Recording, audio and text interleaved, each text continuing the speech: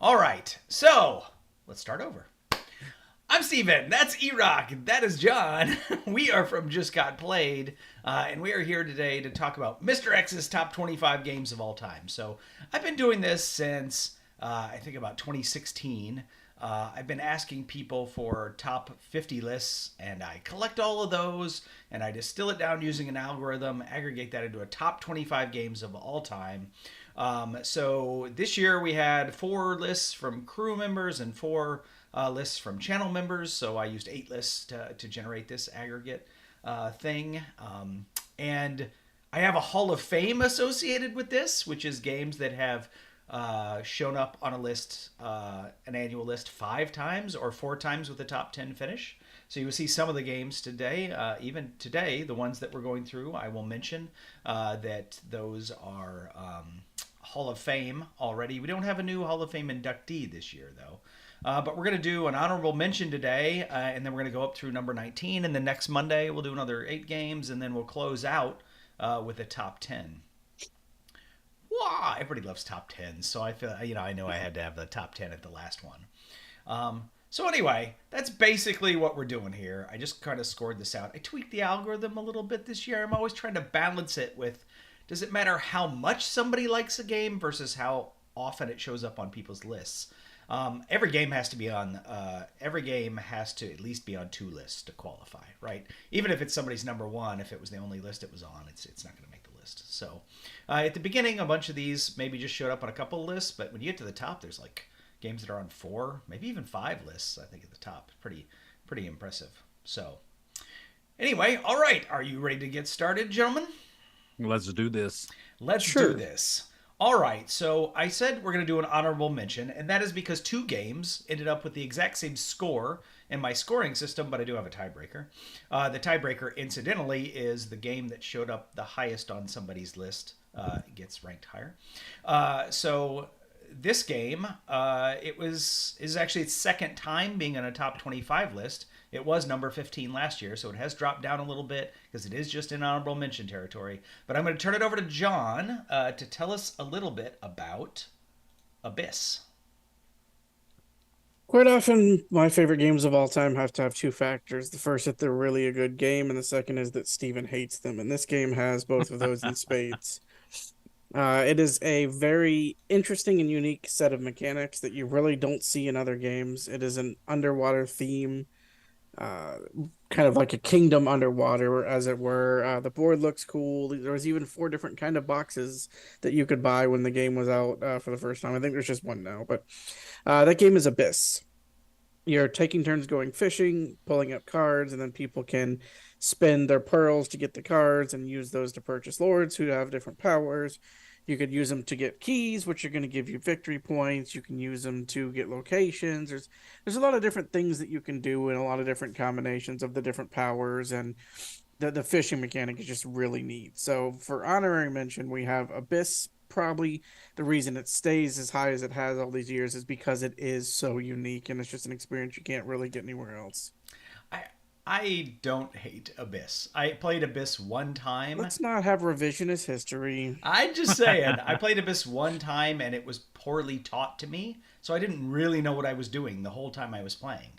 Like, I kept asking, like, well, how do I score point? How do I win? And, like, anyway, so I was hoping to play this again remember when we did that, not we scheduled that live stream for charity last year. I was hoping to play it there. You guys played it We there. did play. I couldn't come. I can't remember if I was sick or maybe one of my kids was sick. I had to bail at the last minute. So yeah, I set up that whole thing. I was like, all right, I'm going to play Abyss again now. He hates Abyss so much he faked an illness together playing it. Right? Yeah. You heard it here first, folks. There are definitely going to be some games on this list that I hate at some point, I'm sure. Yeah, it was fun. I'm sure you could go back in the history and actually watch that live play. Oh, I watched it live. We had a good time. Yeah, it was good, and that was an extra. Well, life I meant charity. our viewers, but yeah, that incidentally, that live stream was for charity. It was for Extra Life, and we, the 3 of us, just completed a poker tournament for Extra Life for charity. Raised almost $1,200. That was fun. Just a little. Side note nice. there. It's a shame that the rankings and numbers of places people were eliminated were lost to time, but it was a good event. It was a fun time. Yes, I mean, it would be real embarrassing if anybody here lost to their wife. That would just be Yeah. The second terrible. eliminated too. That would be what a travesty. Yeah, that You would can't be come back awful. from that. All right. Well, so that Alright. is Abyss. Now we're going to actually start cracking into the top 25. All right. So here at number 25, we have a game that this is its third appearance on the list, but it hasn't been on the list since 2017. Ooh, So, welcome back, Yeah, Cotter. it's been off for a Nice. while. It was actually number 10 in 2017 and then just jumped off a cliff. Since you've been away. And I'm going to turn it over to Erock to tell us a little bit about Blood Rage. Excellent. Well, kind of welcome back to the fold, Blood Rage. I enjoy Blood Rage quite a bit. Those of you who are familiar with it know that it is one of a string of Eric Lang games that are kind of, I'm going to get into my criticism here, that are kind of all the same, but this is a very good one. This was a very big Kickstarter back in the day.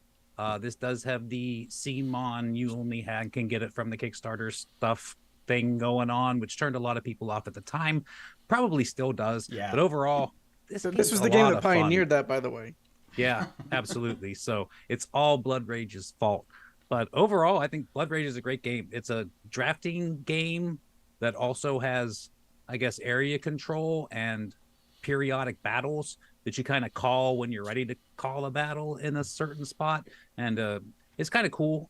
There's only so many spaces in a region. So like when it fills up, that's kind of it. Nobody else is getting in that battle. But then also you can kind of call in troops from adjacent places to help out sometimes. There's Ragnarok that happens. So basically like every round, one of the regions completely blows up and you could get a ton of points if you basically blow up with it. There's also the infamous Loki strategy in this game.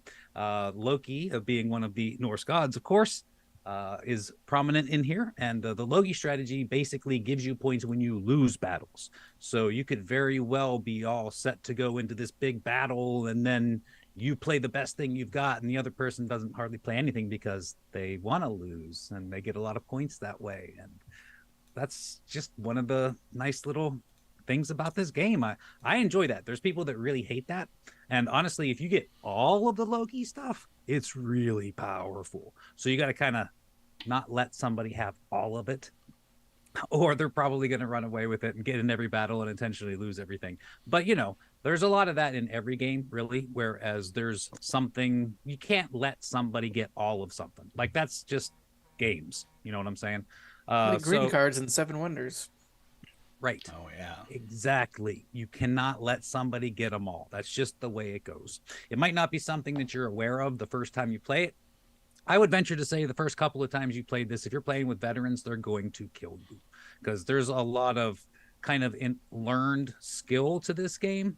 It's a lot of fun. You're going to have fun anyway. I know not everybody in this room is a huge Blood Rage fan, but I thoroughly enjoy the game. It's a lot of fun. It's kind of a drafty, war-y, yelly in a kind of a like, oh, kind of a way. Not like, you know, you suck, go home, don't ever come back again. Not that kind of, though that I'm sure does happen places. But anyway, that's Blood Rage, as it were. Yeah, very good game. I had a copy of Blood Rage, and John and I played it. I did end up trading it away or giving it away or something, I think, because, well, It's basically... for a ham sandwich. Yeah, people didn't want to play it with me, right? So what good is a game if nobody wants to play it with you? I thought it was okay. I didn't think it was great at the time. I mean, I did sort of... I mean, I did enjoy my play of it, but I wasn't feeling that like I want to play it again kind of feeling that you want to have of all the games on your shelf, right? So I would play it if somebody asked me to. But I did like that there were a lot of battles, right? Yeah, there are a lot of that's, battles. Yes. You know, and that's just this kind of game. I like that kind of game. There are a lot of games that we play that are sort of multiplayer solitaire or just sort of standoff and turtle instead of whatever, you know. But this is, you know, there's just a lot of fighting and fighting among players, not like a lot of the time Midgard everybody's involved. This isn't like Risk where like two people get in a battle and there's 32 troops against 18 troops and they roll dice for 20 minutes. These are quick events. Sometimes everybody's involved. You basically play one card and add up your numbers and whoever wins, and that's the way it goes. And there's a ton of these battles. Many, many ways to get glory. It's funny. Everything you just listed as a positive is a negative for me, and is why I hate this game. But Hey, that's the dichotomy. different games Different for different strokes, types yeah. of players, right? Exactly. Neutral says Blood Rage base game is just as good as the game with the extras. I think I had maybe the 5th player edition or something, and that's just something that, well, I mean, if you want a 5th player, you got to have the 5th player stuff, right? It doesn't matter if it's good or bad. If I cannot buy it, I hate it. Well, yeah. I want the option. Some of the Yeah, I stuff you can understand. buy. Some of the stuff was, yeah. No, there's scary, a, scary. there's a pull lot of it that tricky like things. still is exclusive to this day. They had a Kickstarter a few years back where they kind of gave alternate sculpts and names to the same things that were limited the first time around. So there might be ways to kind of get that stuff, but I don't like that you have to jump through hoops to do it. I don't like that you have to sign up at the very beginning. The Rising Sun thinking, come Kickstarter, on. they ran out of stretch goals and pulled one off Wikipedia that was just some random thing some guy in New Zealand had made up. Anyway, it's a hilarious story. But anyway, to be clear, I don't want anybody writing in and yelling at me. Actually, I do. I enjoy that. But all of Eric Lang's games in this kind of series, they're not exactly the same, but they're all dudes on a map fighting over regions in some culturally significant way. I guess Rising Sun I've heard described as being more like diplomacy, which Blood Rage is not like diplomacy. So I haven't played it. So. I think somebody might have misled you on that one. I think it's more like diplomacy than Blood Rage, but that a grasshopper is closer to a spider than I am, kind of a thing. I don't know. Let me check the Is it genetic really? chart. Send me your DNA sequence. I'll check it. Yeah. No, you will not touch my DNA. All right. Well, so that was number 25, Blood Rage. And we're going to stay on the Erock train here because this is another game that is showing up for the 3rd time. But it was most recently on the list in 2021, where it was at number 16, so not quite as long ago. But this is War of the Rings 2nd Edition. Oh, I think I know more about this, but I'll take it over, Erock. Don't worry about it. So, Indeed. So I love the War of the Ring. I think it's absolutely fantastic. This is, to me, this is one of like the all-time classic games.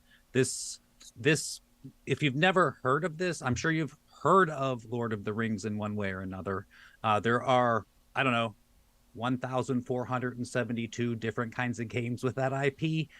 This, by far, in my opinion, is absolutely the best one, but it's also the most time-consuming and asks the most of you.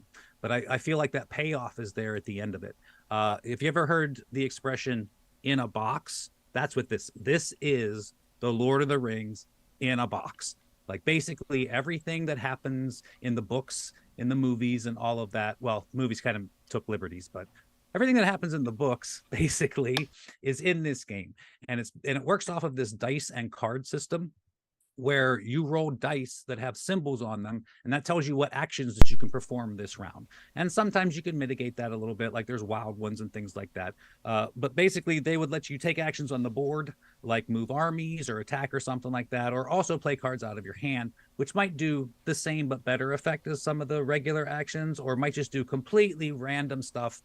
And not random as far as the world goes, but as far as like you're not just moving troops. You know what I'm saying? Like you might have a card that if you have the right symbol and can activate it, and some of the hobbits are in Fangorn, then you can like activate the Ents. But like there's a whole like sequence of checklist, like this needs to be done, this needs to be done, this needs to be done for this card to actually work that way.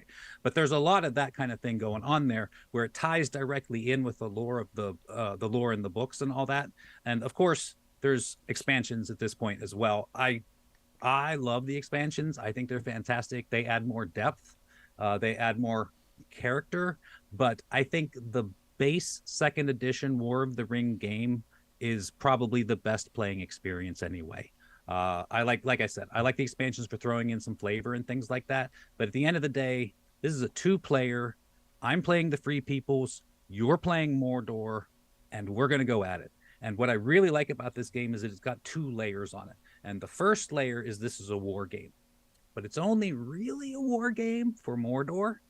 And the other game that's got going on is the Free Peoples are trying to get the ring to Mount Doom. And that's really kind of their game. Know what I'm saying? So, in the grand scheme of things, it's kind of a cat and mouse game because Mordor really needs to win this game militarily before you can get the ring to Mount Doom and destroy it. And that's kind of how that goes. Now, I'm saying there is a way for the free peoples to win the war. Probably never going to happen. And there is a way for the Shadow to win the deal with the ring by completely corrupting the ring bearers, but that's very rare also. So it usually comes down to a timing thing where Mordor needs to win the game before the ring gets blown up in Mountain Doom. And it goes for hours and hours and hours. I got a game scheduled this weekend. I'm so excited. On some of my most recent lists, I got Rebellion over this, like higher ranked, but it's been such a long time since I played this. So I'm kind of really excited to play this weekend and see how that kind of shakes out because it's been such a long time since I've actually got it to the table. And Mr. Wood and I will be having some fun on Saturday. Speaking of getting it to the table, I think this is the biggest table hog of a 2-player game I have ever seen. It's gigantic, yes. And especially if you have, like, you don't even need the anniversary or the collector's edition because you can just go to Ares and get the playmat, which is the same size as the maps that were in the special editions. So there you are. Now you have the full-size board. You get the playmat, and it's a playmat, which is nice. So, and it's gigantic. I mean, it's all of Middle Earth. And it's one of those things like you might never, all right, like the dwarves. The dwarves, you could play 10 games, and they never even get activated towards war. And then the 11th game, they save your hide and win the game for you. So, because it's all of Middle Earth. So there's all of this like world of possibility of things that can happen out there. It's one of the things I really like about it is I feel like it makes a story. And especially, I don't know if this is awesome if you don't know anything about Lord of the Rings. I don't know. I feel like maybe not nearly as much because there's so much lore in here and it creates stories because you know how the Lord of the Rings goes. But when you play the game, they play the cards and the things that happen, the dice lets you only do certain things and you kind of make your own version of that story. You know what I'm saying? But I don't know if that really translates well if you don't know the story in the first place. Then it's just a whole lot of gibberty gook and moving guys around on the map, I guess. I mean, Well, is Tom Bombadil in it? I don't remember. Pass. so as a kid, I watched that animated Hobbit movie, and then I watched the rotoscoped one. Yeah, probably. And then I think so. And then I watched the Lord of the Rings movies that came out, and that is basically my full exposure. I haven't read any of the books, and I'm not really into the IP, but I can tell you I do really want to play this game. I don't know how I'm ever going to play this game because a giant. We'll carve out a game, day right? at some point. Yeah, I mean, it'll be a day, but we'll carve out a day at some point. Yeah, I'm down for that. But just talking to what you said about the IP, like I don't care about the IP. You tell me a game is the Lord of the Rings game that does not raise it in my estimation at all, but this one I want to play, and I do want to experience the story. I think it would be a fun story in sort of narrative board game version versus just witnessing it, third person. Well, just to contrast that, I've been into this IP since I was a kid. Like when I was in middle school, one of my teachers recommended I read The Hobbit, and I was off and running. So I'm deep into the lore. I mean, I wouldn't say I'm one of those guys that can get on a quiz show and answer a whole bunch of questions about it. Like, is Tom Bombadil in the game? I don't really remember. But I read the books multiple times. I've read the Silmarillion. Like, I know the lore-ish. Know what I'm saying? But still, I think that if you've seen the movies, I think you can come in here and have a great time because it's going to fill in some things, but it's not going to be like, well, I don't understand any of that. It's just going to be cool stuff. Be like, well, that's cool, kind of a thing, because at least you have the foundation of the world there. Yeah. My 10-year-old son is really into Dungeons and Dragons and stuff now. I got him a copy of The Hobbit, I'm like, I think he'll like this. I cannot get him to read it. Son, he loves read reading. This and tell me what happens. He reads stuff all the time. He loves reading. It's not like I'm just trying to fight 2 battles at one time, trying to get him to read and to read this book. But I don't know. Someday I'll convince him to read it and he'll like it, I think. That's the hard part, getting them to start. I agree. Yeah. All right. Well, that was number 24, War of the Ring. And we are moving on to a heavy hitter for number 23 because this is a Hall of Famer.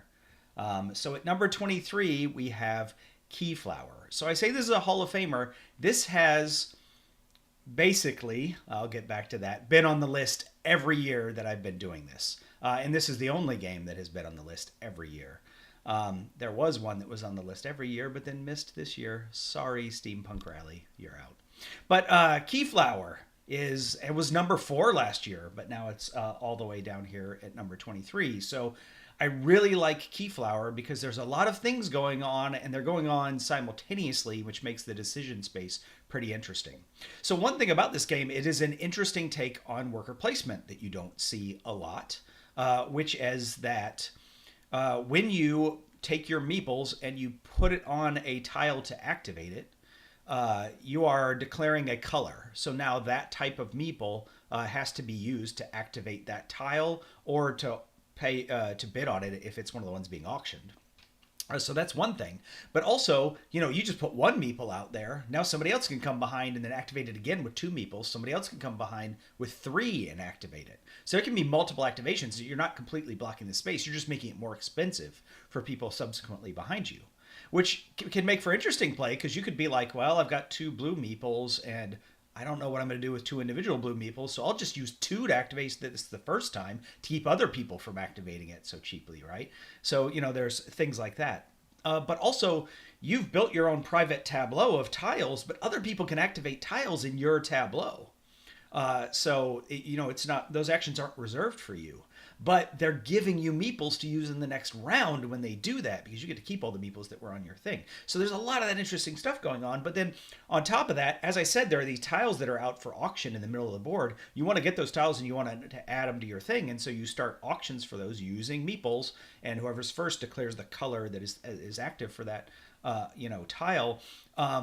But you can activate those tiles that are being auctioned as well. So it's one of those things where on your turn, there's all this stuff you want to do and you're not going to be able to do all of them. It's like, I want to bid on this because I want to get this color started on the bidding on that, but I need to activate this tile before somebody does something. And so you're just trying to figure all that out in the decision space. There's also sort of these weird green meeples, which nobody starts the game with, but there are some tiles that can generate them. And then, if you start generating green meeples, that's pretty powerful. Nobody else has them because now you can lock people out of tiles by using the green meeples because, now they can't bid on them. Now they can't, activate stuff.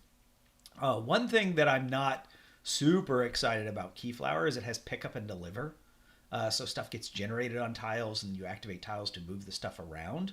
I still really like Keyflower even with that mechanism. There is another version of this game called Key to the City London that has like route building where you build connections instead of doing pick up and deliver.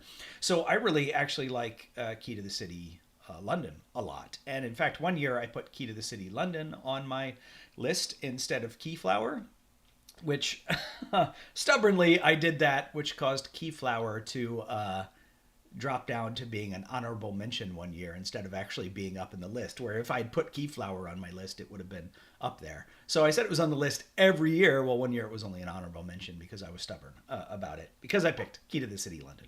But if you think Keyflower sounds interesting, but you're really not into pick up and deliver, check out Key to the City London. And they haven't made any other Key to the City games. A lot of games in the Key series, though, but Keyflower is generally recognized by us and everybody as the best game in the Key series. Yeah, it's a lot of fun. It's really cool with the different colors and the bidding system and like all of that, because you can have both bidding and activating going on the same tile. Yeah, that's cool. I love how that's not 2 different phases, right? Oh, let's auction things off, then let's activate. It's like you got to decide now which of those things you want to be doing, and it matters. Like because of the declaring the colors on the tiles, it matters. And then there's also this weird thing about sort of bullying people. Like in an auction, you can kind of bully people, right? But in this game, not so much, because if your meeples have been outbid, you can move them to somewhere else. Right. Mm-hmm. So if you get outbid here and you get outbid over there, like I got 3 blue dudes over here, 2 blue dudes over here. Now I've got 5 blue dudes to combine on something, So it's got a lot of interesting dynamics, and I don't see a lot of that at play in other games. It is really kind of unique. Yeah, that's true. That came out a long time ago. For nobody to have copied that is kind of amazing. Yeah, indeed. All right, well, that was number 23, Keyflower. All right, so let's move on to number 22 now. So number 22, this is its second time on the list. It is a pretty new game. It was number 11 last year, so it has dropped a little bit. But I'm going to turn this over to John to talk about Ares Expedition, Terraforming Mars, Ares Expedition, which should just drop Terraforming Mars. They should just call it Ares Expedition. It's a completely different experience. So yeah. So you may not have heard of this game. Any developer flew under the radar. Nobody knows about it. Um, Clearly, the Terraforming Mars brand has been, let's say, efficiently utilized in order to keep it in the collective conscience of board gamers. There's been expansions, there's been remakes, there's been all kinds of different things, and this is essentially a complete different game that somehow still feels exactly like Terraforming Mars. What they've done, and I wish there was other games that would do the same thing, is they've kind of sliced off a lot of the, I don't want to say fat because the mechanics are good that they've taken off, but and what they've taken off is like a 2-to-1 increase in efficiency. It's just so much overhead that you've taken off, and you don't really lose that much in the end game because of it. So it's really just a streamlined version that you can play in an hour and a half, probably max. You know, it's not going to go 2.5, 3 hours like a Terraform Mars game can. And you're doing very similar things. But the brilliant thing that they've utilized here is that everybody chooses what action they want to do. You make a list of those actions, and then everyone does them simultaneously. It's eliminated so much downtime between turns and waiting for people. And then, you know, you got one person who's taken 7 extra turns than you because they have the ability to activate their blue cards and all this stuff. So it really is a beautiful streamlining of the Terraforming Mars game and distilling the entire essence of it into a smaller package with more interesting decisions to make. And it also took one of my favorite mechanics from Race for the Galaxy, which again, like you said, it's so old. I wonder how people have not taken this idea more and ran with it, but taken the simultaneous action selection, and if no one picks that phase, you don't get to do that phase. So just that meta aspect of the game of what am I going to pick? Am I going to pick this for the bonus? I think Steven might pick this, so I'll do this other thing for the bonus. And oh, he didn't pick it. Now my plans. You know, there's just so much chance to outplay, to go risky strategies, to play it safe, to do what you know you need to do. And it always feels like there's something interesting going on. So takes Terraforming Mars, distills it down, keeps the essence, adds some new mechanics, and does it in a way that's easier to teach than the base game, and it's also faster to play. So really, all in all, just a lot of great changes to the formula while still keeping it feeling like it's Terraforming Mars. I have to say, I agree with absolutely everything that you said, except I still like the first one better. I never said I like this one better. I like this one better. So I do like this one better. I like Terraforming Mars, and I like Race for the Galaxy, but gosh, in almost every situation, I would rather just play Ares Expedition, right? Race for the Galaxy, if everybody has already played Race for the Galaxy, knows how to play it, then maybe I'll be in for Race for the Galaxy. I mean, it is a good game, and I have it, of course. And same with Terraforming Mars, I have it. And if I had 3 hours to kill and people already know how to play it, maybe I would just play that. But gosh, Ares Expedition being half the length of Terraforming Mars really means a lot to me. And I understand that 100%, but you know us. We like the longer slogs. Yeah. I do agree with you. There's times when like somebody has like 5 of those blue cards and it's like, I hard pass. And then they take another 20 minutes of doing all this stuff. I get it. I've been there. I've been the guy that's done that and the guy that's had to sit there and watch it done. But, you know, I still like a really long game where you really get into what you're doing and have time to build your strategy out. Now, I'm not taking anything away from this. I think this is a fantastic game. And I'm not trying to hijack this either because it's a very good game. It's high on the list. Just saying. It's funny. I agree with both of you. I still like Terraforming Mars base game better. But as I've gotten older and I've gotten less chances to play board games, I've found that it's more important being able to get something to the table than loving it more. Oh, so to me, I can't argue with that. Yeah. In a vacuum, I would pick Terraforming Mars over Ares, especially because I love the board and building your cities out on the board and all that stuff is so much fun. It's so visually appealing, you know, as you go. You kind of lose that in Ares because it's a much more distilled version of that. So I would still say Terraforming Mars is my favorite. I think Terraforming Mars was another revitalization point of the industry, very similar to how Catan did the same thing at the beginning, you know. So I still would pick Terraforming Mars, but it scratches that itch for Race for the Galaxy that nobody will play with me no matter what. And it's a lot faster and easier to teach. So because of those two things, I prefer this, while Terraforming Mars is still my favorite, the base game. Well, Yeah, So I it's get it. it's a very complicated situation, but you can't go wrong with either one of them. They're both Well, great. only time will tell whether Terraforming Mars is higher up on the list. I will say that they did recently do a crowdfunding campaign for 3 different expansions for this game. I did get 2 of them, the one that gives you a 5th and 6th player and the one that gives you milestones and upgradable phase cards. I haven't had a chance to play with any of that yet. I didn't back the crowdfunding campaign, so I got them much later with the retail release. So I haven't played with them yet. I didn't get the 3rd one, which is like a co-op expansion, because my group just doesn't like to play co-ops.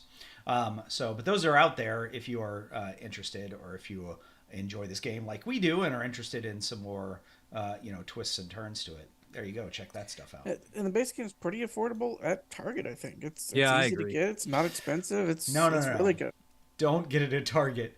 At Amazon or some online store, they sell the 'Cause of collector's the edition boards. for basically the same price, but it has the dual triple layer player boards instead of the crap boards they That's a good sell point. at Target. So, And it's really not much at all. That's well worth it. yeah, it's like $28 for the collector's edition. Yeah, you can't beat that. Yeah. All right. Cool. So, that was Ares Expedition. So, we haven't had a new game to the list yet. There are 9, I think, new games in the Whoa, top 25. really? Yeah. So 9 games that is their first time arriving in the top 25, What's that, like? including 36%. That's pretty good. 9 out of 25. Right. Yeah, it's pretty good. Yeah. So, but the next one is a first timer, right? And I am going to turn it over to John, I guess.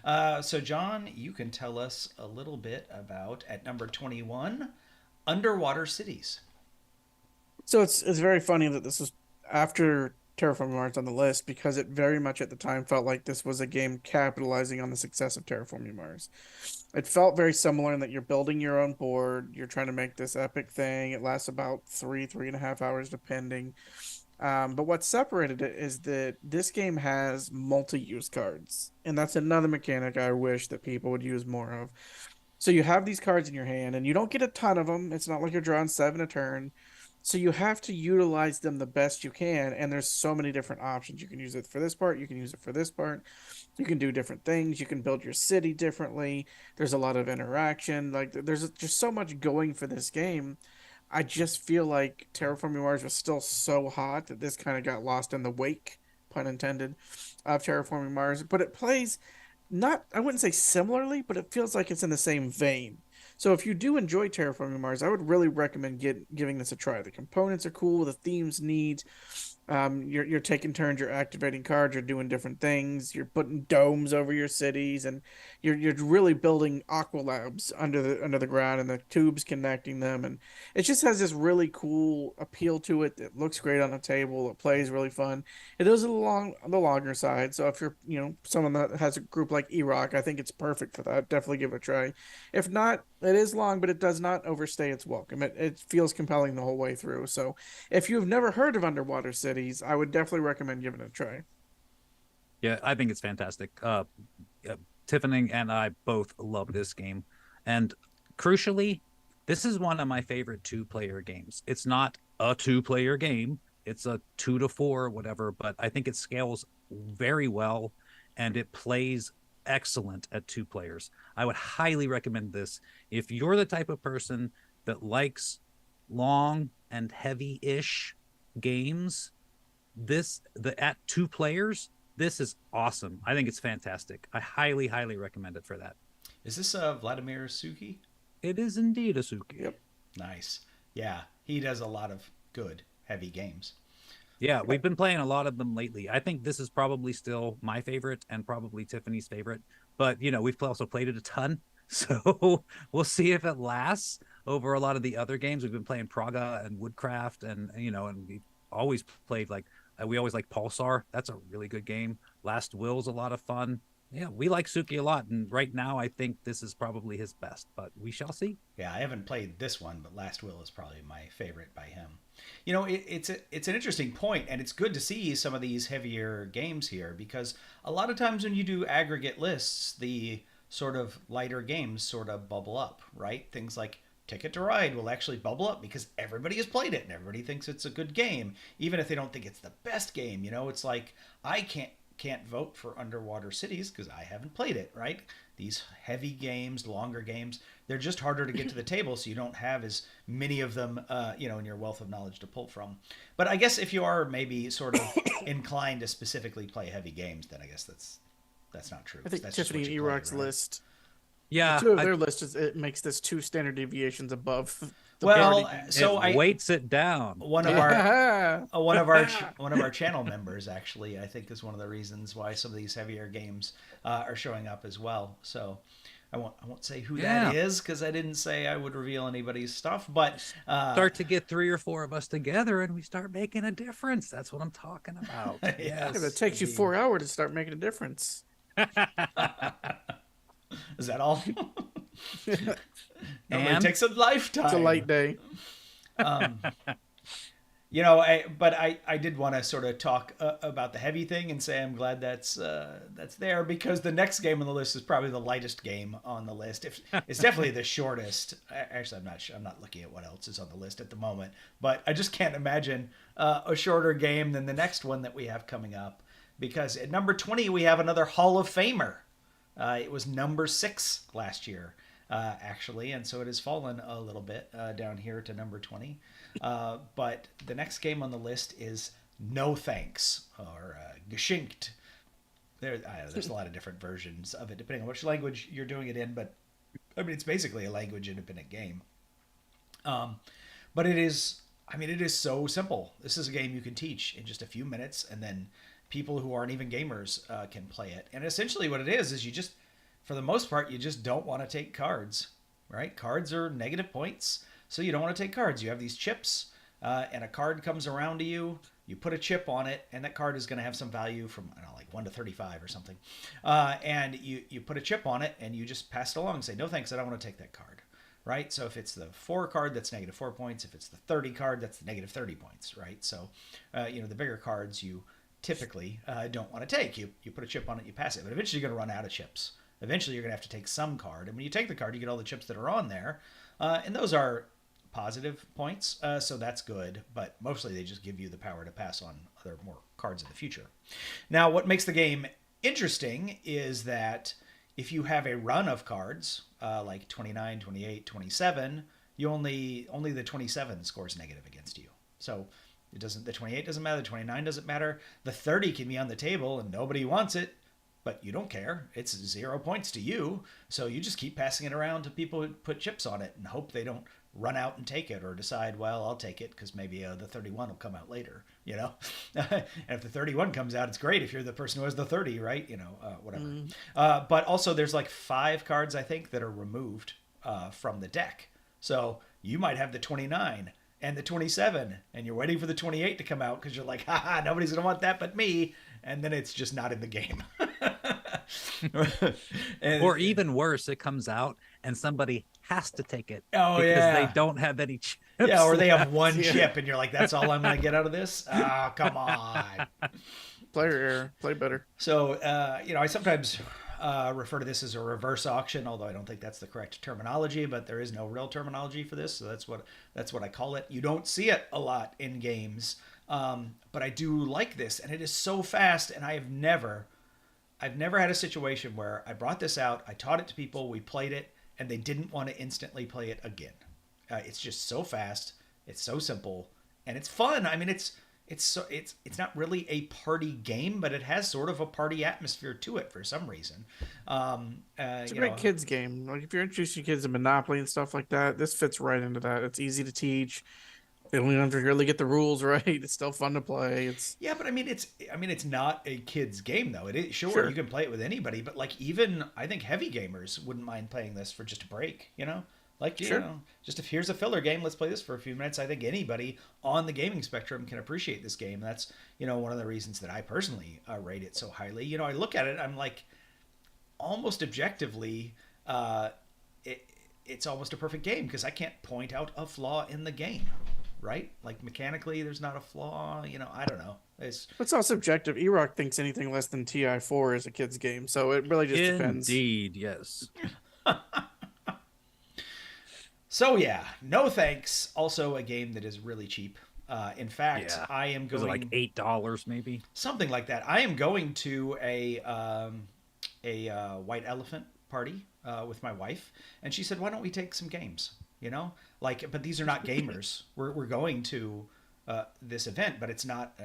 There probably aren't going to be any other gamers there. She's like, "Well, let's bring some games anyway." So I'm bringing no thanks and just one, and that's going to be my white elephant gift contribution because anybody can play those games. Absolutely. And anybody could potentially enjoy those games. So yeah, there you go. All right, no thanks. I did say that this mechanism that I called a reverse auction doesn't show up very often. I used to say it doesn't show up at all, but there is a new game called Empire's End by John D. Clare that uses this mechanism. I wasn't a big fan of the game because it's sort of overly punishing for what I wanted in the game. Your empire is falling apart and they're disasters, and you could put a token on it to pass the disaster to the next person. Or you can take the disaster, which destroys part of your civilization, but you get all the stuff that's on it, and it triggers some cards and etc. So anyway, if you are interested in this mechanism and would like to see somebody apply it to a game with a little bit more going on, check out Empire's End by John D. Clare. All right, we got one more game for the list today, right? And so this is at number 19. This is a game that it's, I think it's a pretty popular game, but it's only on the list for the second time. It was number 5 in 2021, and then I guess whatever, it dropped off last year for some reason. But this is a game that is hard to pronounce, and that is the Quacks of Quedlinburg, or Die Quacksalber von Quedlinburg, I think in the original German. Right. Yeah. All right. So number 19, Quacks of Quedlinburg. Erock, why don't you tell us a little bit about that game? This is one of those games that wins the spiel, and you're like, I'm gonna hate this game, and then you play it and you're like, this is so much fun. Really, this is push your luck while other people are pushing their luck. That's basically what this game is. And in between rounds, you can buy a couple of more things, and then you just throw it all back in there and you press your luck again. I'll get a little bit more in depth with my description, but that's generally what's going on here. So basically, this is it's kind of a bag builder, in that you get a certain set of chips that you throw in your bag at the very beginning of the game. And then after every round, you have the opportunity to buy more chips. And some of the chips that you put in there are white. And the white ones have values on them, like say 1, 3, I don't even remember, 5, 2. maybe something. Yeah. But the point is, you keep pulling them out until you hit greater than 7 value of white. So, but you don't know how, this is the pressure luck thing. Because if I pull the 3 out now, I know I'm safe from the 3. I can start, like, I'm like, oh, I'm in good shape now. Because now I know a 3's not going to get me. So if I can get all the way to 4 and pull confidently out of that bag, because that's the only 3 that was in there. But if I get up to 4 or 5 with only 1s and 2s, that 3's still in the bag, man. And I could pull it out at any point in time. But I also have 3 oranges in there, and I'm pretty sure I got 2 black ones in there too.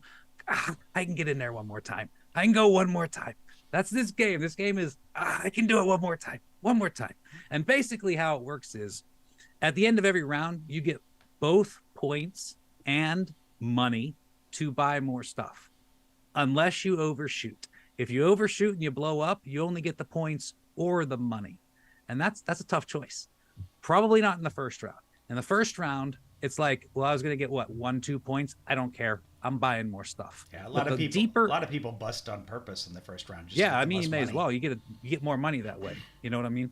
But the deeper in, then it gets a harder and harder decision, because, I'm a push your luck kind of guy. We're 3 or 4 rounds into this game, and I'm probably 10 or 15 points behind. Now it matters. And I really got to make up some points. And so then that, of course, pushes me to be more pressure lucky, because I got to make up the points, which then, of course, causes bigger and better failures. This game is fantastic. It's a lot of fun. not just to play, but to play with other people. Because, like I said, you're basically doing this, pull it out and see what happens, and watching everybody's expressions all at the same time. Now, sometimes you're not really paying a whole lot of attention to other people because you're involved in your own thing, but it's a community experience where you do this. And it's just a whole lot of social fun to be in this thing where you're pulling these chips out of the bag, trying to stay alive, trying to get the best points and the most money you can without busting out. One of the best times we played this with my sister and my brother-in-law, and it was just driving her crazy because you're not allowed to look in your bag. Like, you're not allowed. You're not allowed. Okay, you can't look in your bag. You have tell to my kids remember. Right? You have to remember, what did I start with? What did I put in there? And 5-6 rounds into the game, it starts getting a little fuzzy. And my sister just kept going, just let me look in the bag. Julie, you cannot look in the bag.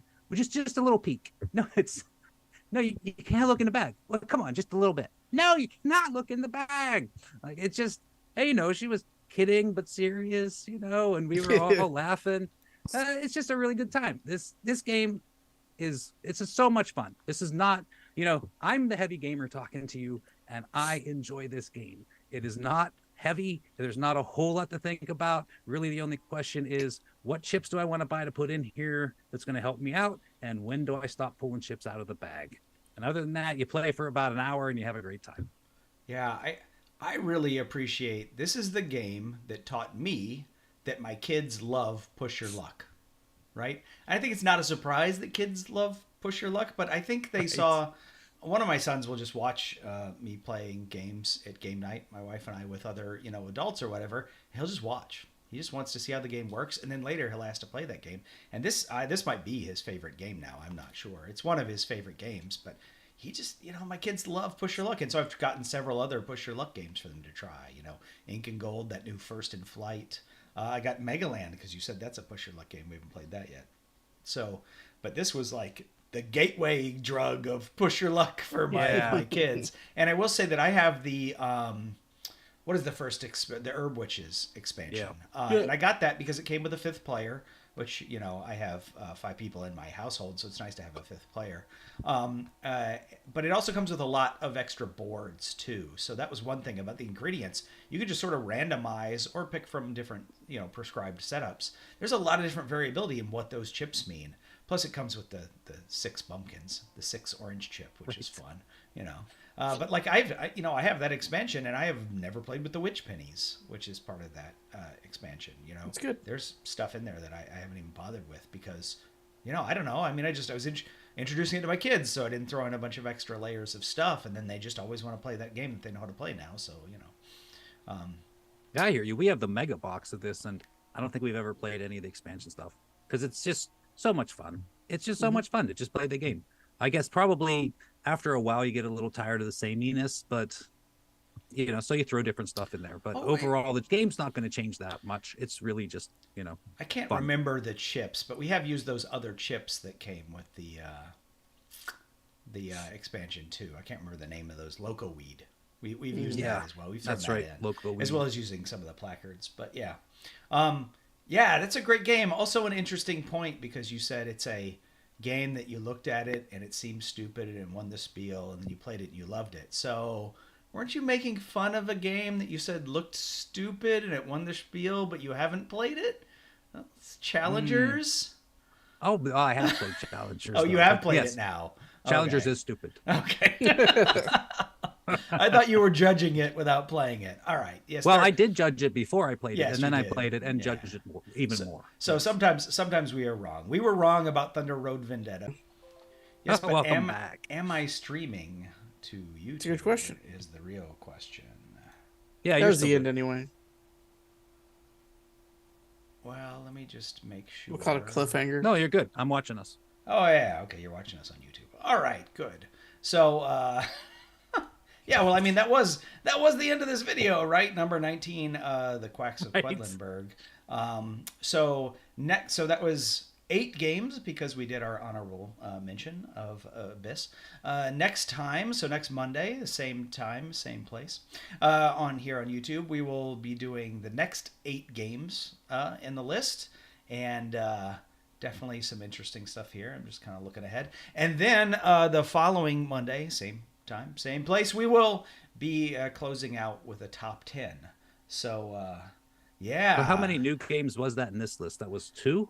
Yeah, the first time games, there was Underwater Cities.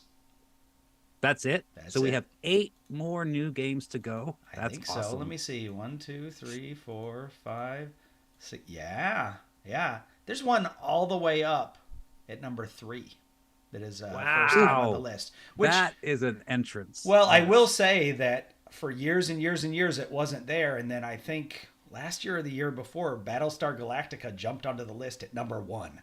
I think that was last year, right? It was Right. his first time on Contribute the to that. list. It jumped on the list at number 1, Battlestar Galactica. So that was definitely an epic debut. But anyway. All right. Well, if you are not watching this live, feel free to leave some comments about what you think are going to be the next games, or leave some comments about, what you think about the games that we just talked about, or similar games that maybe you think are better than those. You can leave those comments here on YouTube, or look in the description of this video. There is a link to our Discord channel. We're always over there talking about games and stuff. So feel free to come on over there and have a discussion with us. We will tell you why you are wrong. No, I'm just kidding. We'll just discuss No, I games. will, though. Yeah, yeah, Erock is always right. Don't tell him no. But yeah. We just wait an hour and delete his comments. He doesn't know. Yeah, that's right. All right. Well, until next Monday, I'm Steven. That's John. That's Erock. We are from Just Got Played. And thanks for joining us today. Bye. Have a beautiful time. Have a beautiful time indeed.